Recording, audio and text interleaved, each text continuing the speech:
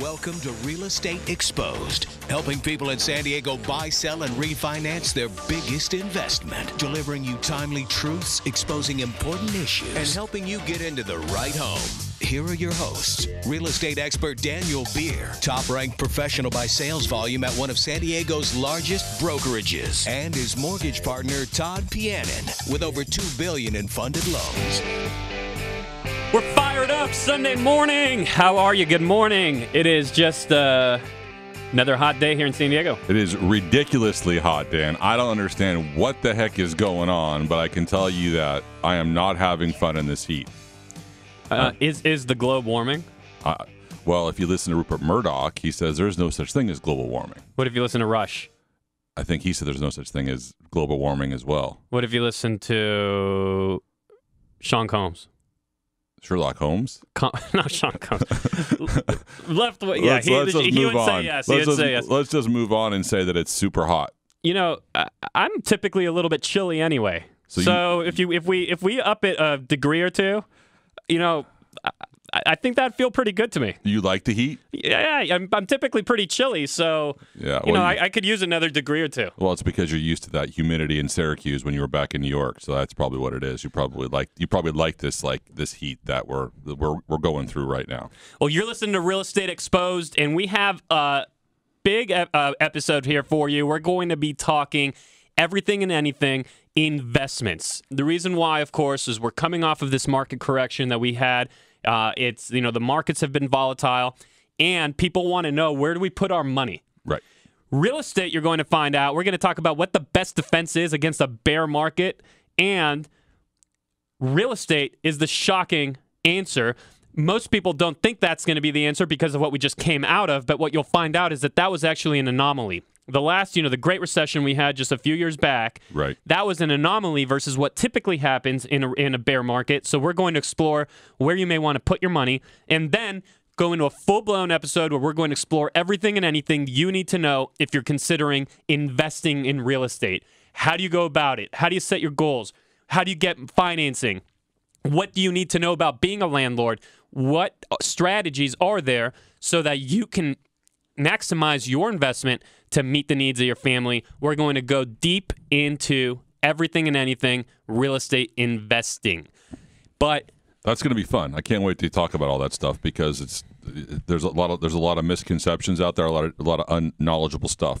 But let's talk about what's going on in the county right now. Did you hear about Higgins? There's all kinds of just bad news, economic turmoil, it seems like, especially in our local economy here in San Diego and in the region. But I mean Higgins, which is this huge family-owned, or used to be family-owned, I believe family-owned grocery store chain, bought all the Albertsons, or majority of the Albertsons, up here in San Diego. Yeah, a name that none of us really knew just a few months ago, and all of a sudden Higgins is just absolutely everywhere. Everywhere. I mean, it doesn't matter where you go. I mean, I was in the desert last weekend, and they're there. So, but two things they did. First off, they're suing Albertsons for $1 billion for basically $1 billion for saying that they basically are trying to destroy them as a company. And two, they filed Chapter 11 bankruptcy.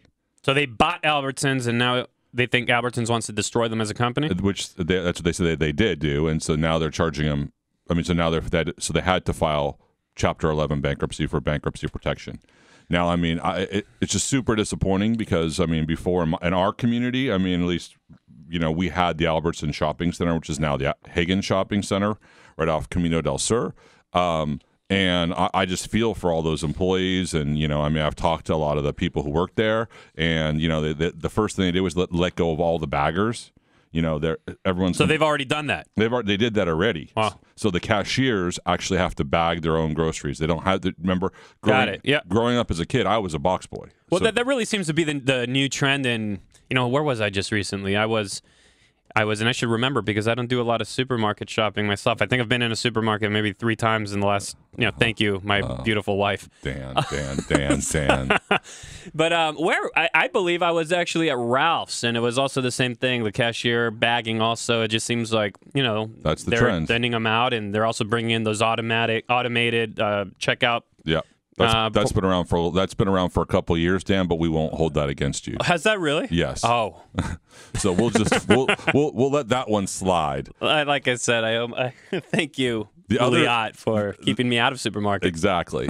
The other big news, which is kind of a bummer too, which was a local company, was Quicksilver. They filed Chapter 11 bankruptcy this week too. I don't know if you saw that.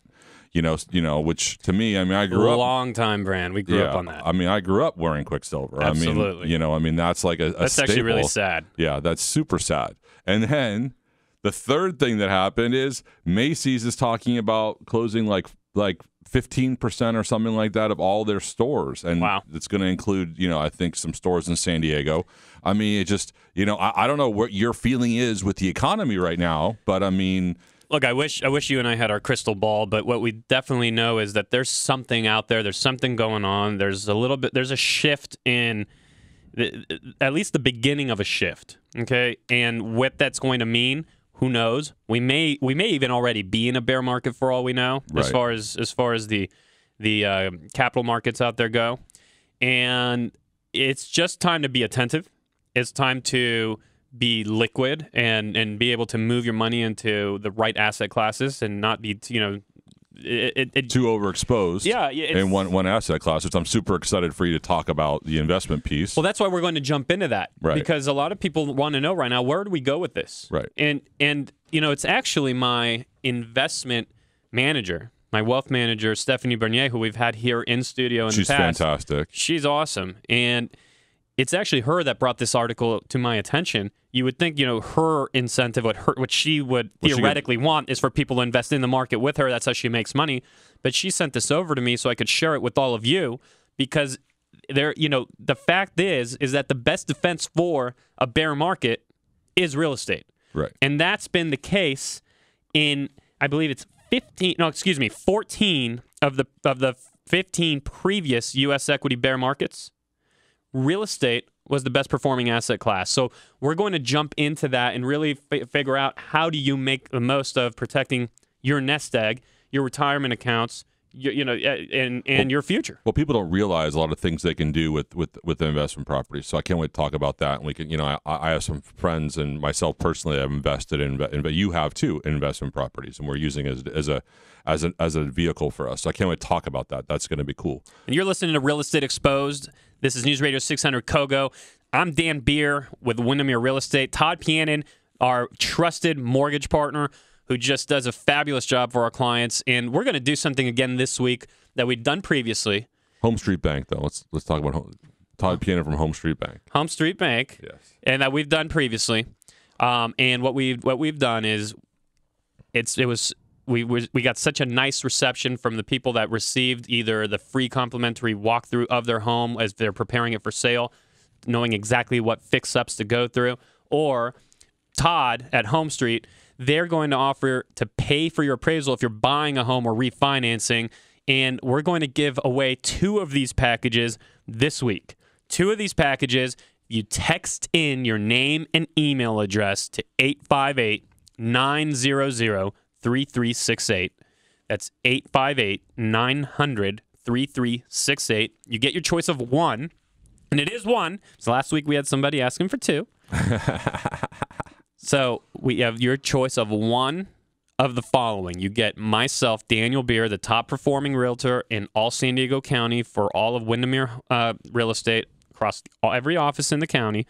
I'll actually personally come to your house and do a walkthrough with you. If you're preparing to sell your home here in the next 12 months, I'll share exactly what you should do or not do, so ensure that any dollars you're investing into your home to prepare it for sale are actually going to bring dollars back.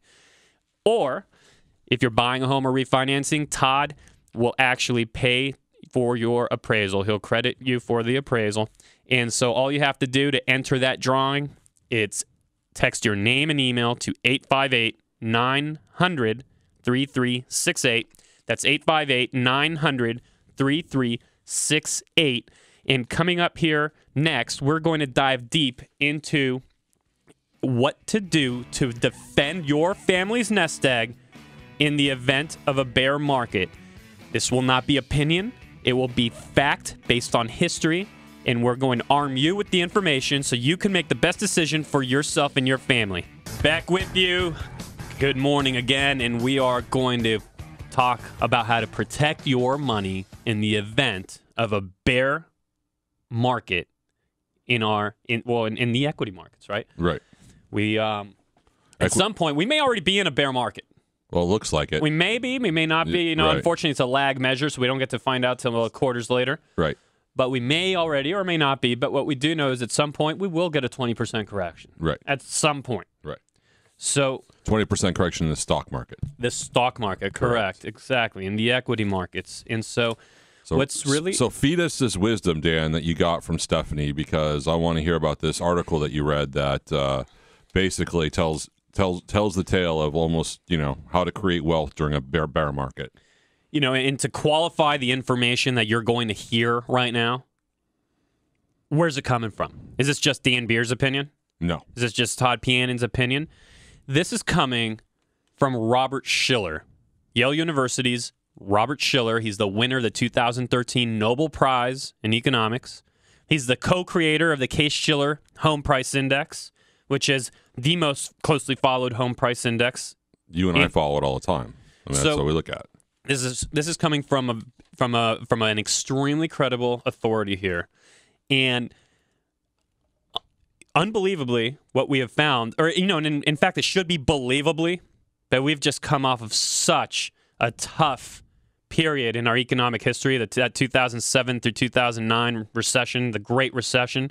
Right. We've just come out of that, where the housing markets, the residential market, and equity markets crashed together.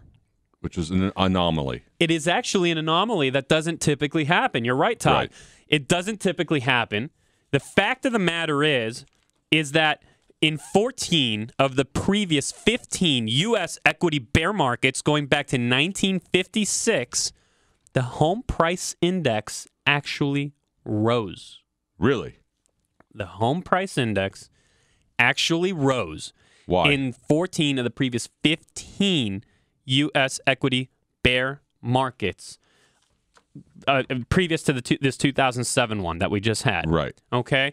So that is a huge eye-opening concept right there. Now, granted, the most recent one, the real estate market, everything took a dump, right? Well, right, but it was we were giving loans to people that shouldn't have gotten loans. And values got super inflated at a very rapid pace, right? That's what you would, Well, exactly. And that's the thing, is that we have to slow down here as we go into possibly some kind of stock market correction, right, and not start to panic based on our most recent history, and actually look at the greater picture. And the greater picture tells us that residential real estate has actually been the highest performing asset class, along with bonds, and nothing else even comes close when trying to hedge against a poor equity market.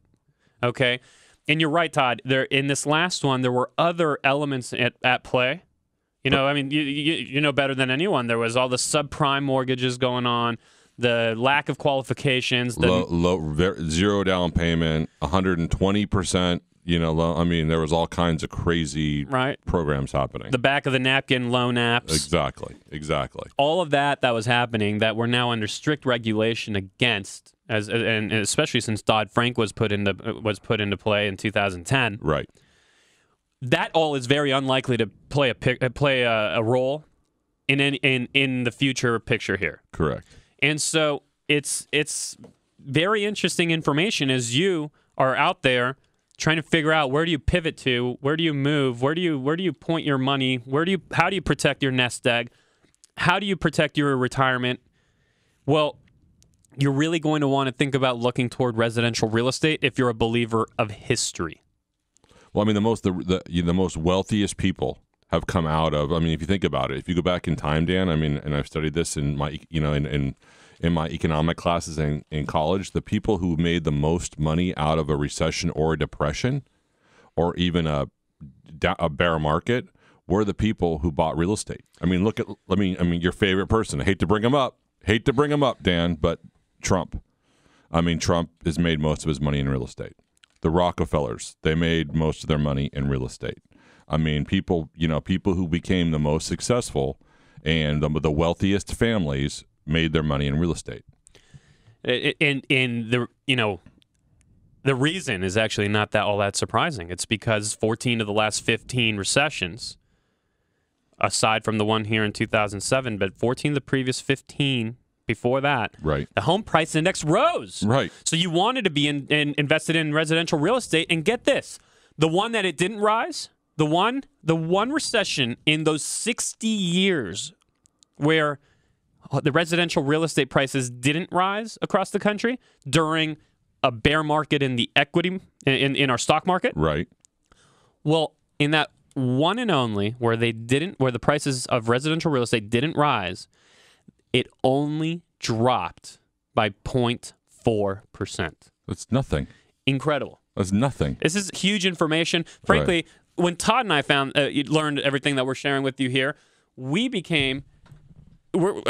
is eye-opening information. This is actionable information that you want to know exactly how to protect yourself. I mean, that's what it comes down to. It comes down to not doing what the masses are doing.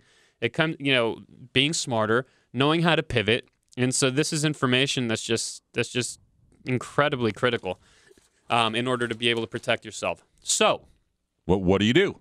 What do you do, right? Yeah. What do you do in this situation? I mean, are there opportunities afoot? Are there opportunities abound? We want to go. We need to talk about, and that's what we're going to discuss here for most of the remainder of the show. How do you prepare yourself to actually move into residential real estate? How do you buy investment property? What should you be thinking about? Right? Well, how much money do you need to put aside? What should your goals look like? I'm going to ask a personal question. Have you bought any residential real estate as investment properties? Yes, I have. And the reason for that is because of something like this, because you want to kind of move your income around?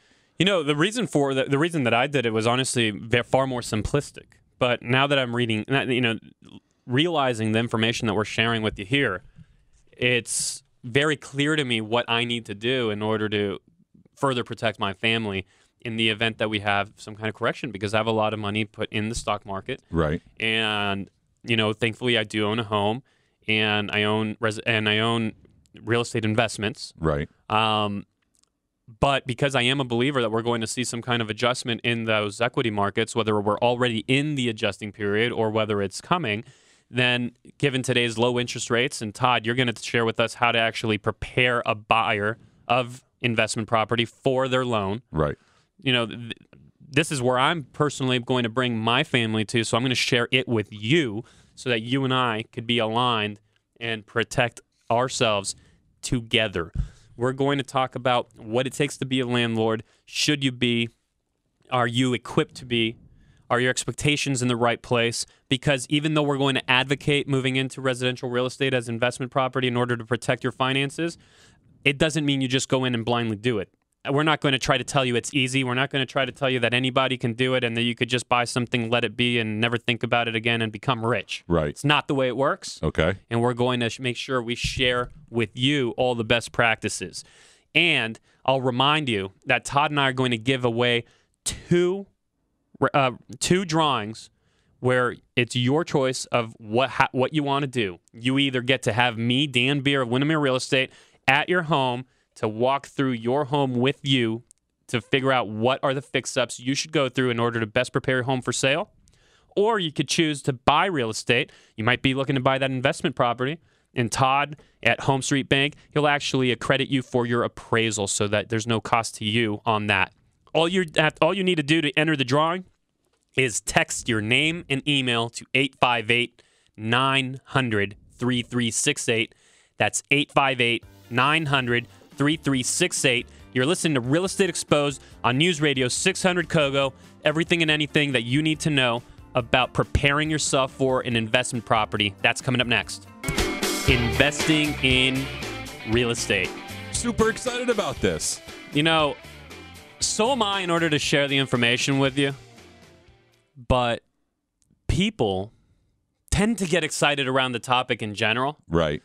And not always in full understanding, not always eyes wide open as far as what it truly means, what you should be prepared for, the things you should be thinking about, how to not get caught in an ugly situation unprepared, And so Todd and I are going to dedicate the majority of today's show to walking you through the most important steps in order to become a real estate investor.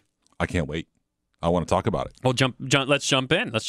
I mean, we're both real estate investors, so let's talk about the first thing that's scary, Dan. Is now I got people calling me up on the weekends telling me their toilet's clogged. There's a problem with the house. I mean, how do I get over that hurdle? How do I get over the hurdle of wanting to be a landlord? Well, so that's one of the buckets that we need to discuss, right?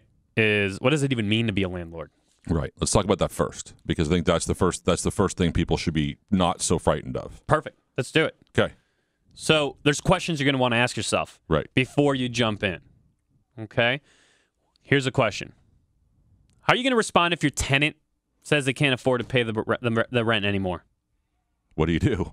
How are you? Okay, so this is actually a question you have to ask yourself and be prepared. What you don't want to do is have your tenant call and say, "Hey, I can't pay the rent this month. Can I get an extension?" And you're like, showing weakness. You know, let me. Right. I'm not saying give them some leeway. I'm not saying don't give them leeway. I'm not saying give them a notice and kick them out and start the eviction process immediately or not. Right. But you have to know how you're going to respond when you get that call, because if you own enough property over time, you will get that call. Right. For sure. For sure get that call. Okay? So that's something you're going to want to be ready for. So how do you respond? How would I? Yes. How I do respond if and when I get that call, and thankfully I have actually not ever gotten it yet. Yes.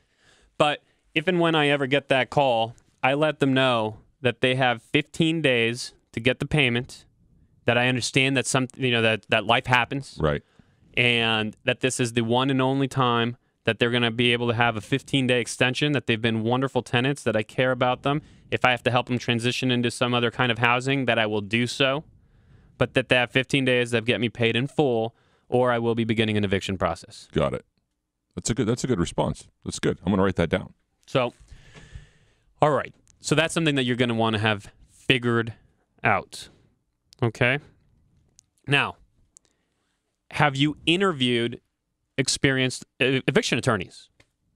Speaking of evictions, should you actually need to use an eviction, if you have to go into that process, are you suddenly racing to the yellow pages? Right, looking for someone to hire as an attorney to get these people out of your property. Or do you know exactly who you're going to go to, and you already actually have spent an hour consultation with that attorney, know exactly what the right steps are, you know what phone number you're calling, and you can actually put things in motion, because time is money. That's pretty much applicable to everything. It's a great point. In the investment world, in the real estate investment world, where there are property taxes to pay, HOA fees to pay potentially, there's all there's gardening costs, there's all kinds of costs at all times. They never slow down. Right. Then time truly is money. Right. So you need to be already aligned with that person. Do you know who you're going to go to? Okay. Hey, Todd, are you going to allow pets? Are you going to allow pets? That's something you're going to have to decide. Right. How are you going to treat pets? Right. Are you going to take cats? Are you going to take dogs? Are you going to take both? Is there going to be a weight limit? Are you going to take multiples? Wow. That's a lot of things to think about. What's your policy? My personal policy is? Go for it. No pets. That was a rhetorical question, but I'll take your answer. No pets. I like that answer, by the way. Thank you. No pets. Pets can make messes. They can ruin floors. They can all kinds of things. I want no pets. And then you're going to have to consider that if that's your policy, it appears to be yours. If that's your policy, then let's understand that in San Diego County, it seems like everyone has like 17 dogs in this place. This is true. I mean, there are dogs galore. I have a dog, so I can attest to that. Look at that guy. So, what's going to be your pet policy? Right. Something you just have to have figured out. No pets. How are you going to collect the rent? How do you collect the rent? Me? I'm saying how. I mean, what are some options? Mail? Is it going to be mailed to you? Is it going to be direct deposited into your bank account? Right. Are you going to pick it up in person? Well, how are you going to collect the rent?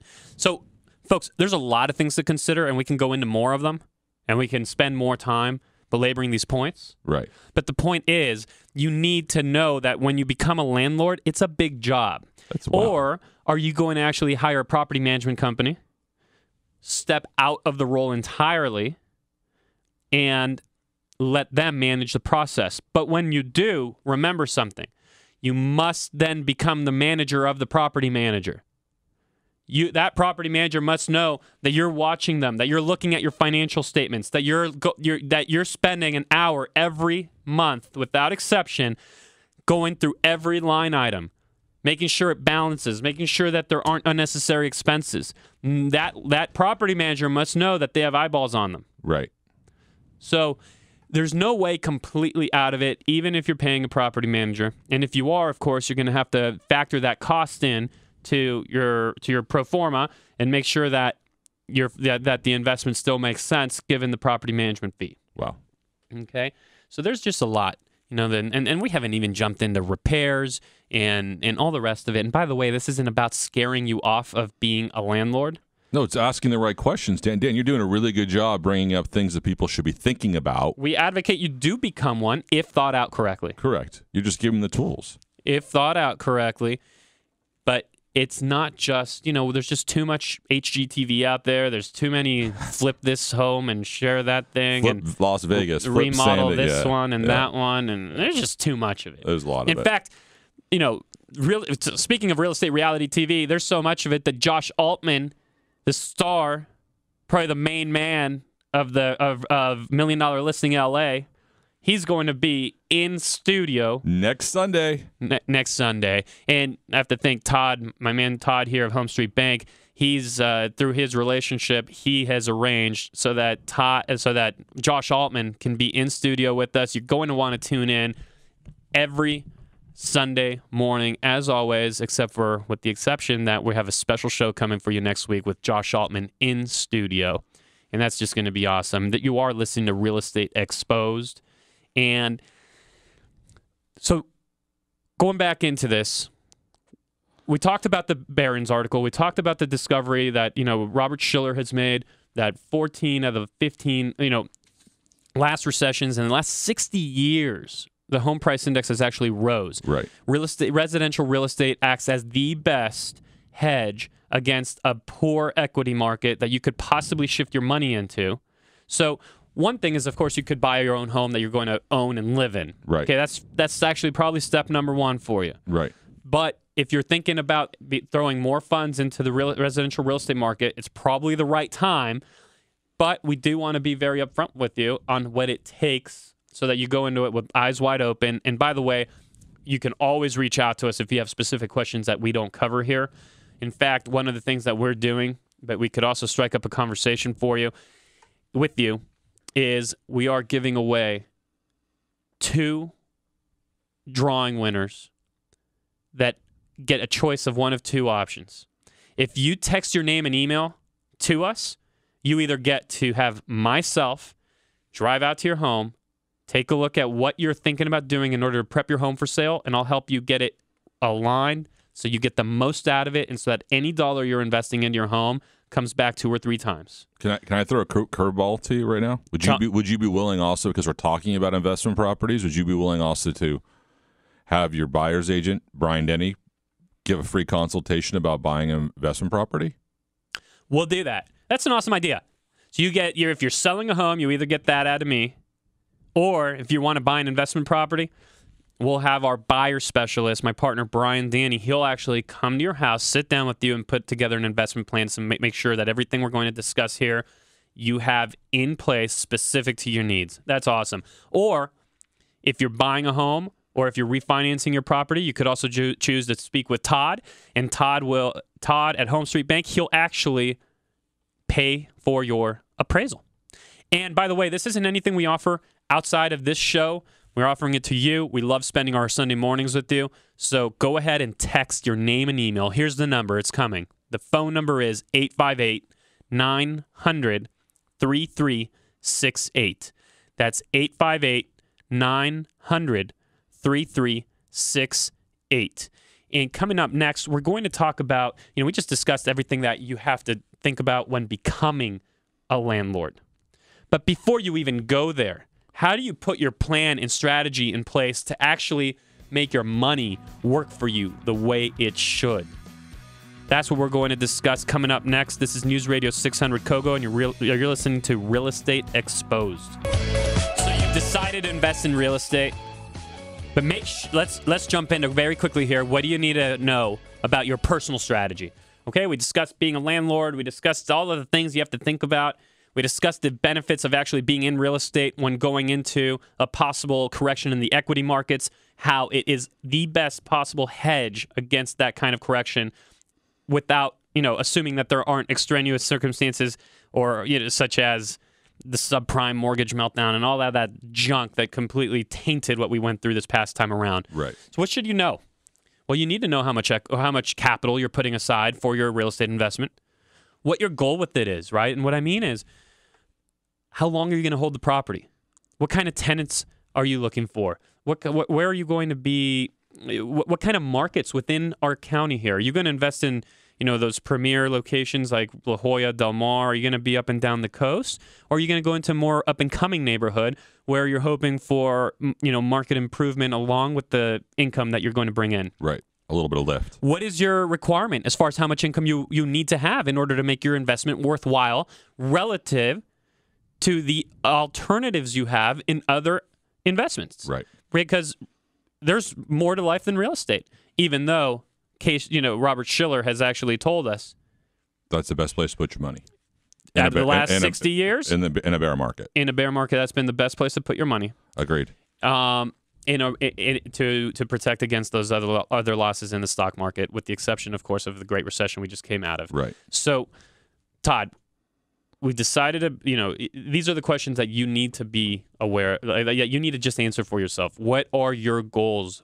And these are the types of things that Todd and I can help you think through when you connect with us. Just reach out to us. You can find us on Facebook, on the internet, Todd Pianin, Home Street Bank, Dan Beer with Windermere Real Estate, the Daniel Beer Group.